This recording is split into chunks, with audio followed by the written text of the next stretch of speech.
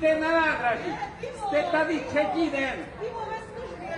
Policie, kde je? Policie, pivo ve službě. Já mám po pracovní době, Míča. No, Policie. Co si to dovolujete? Já jdu pro ty policajty, protože já už toho mám dost tady. Tady jsou za rohem. Tak, kurníčku. Běžte.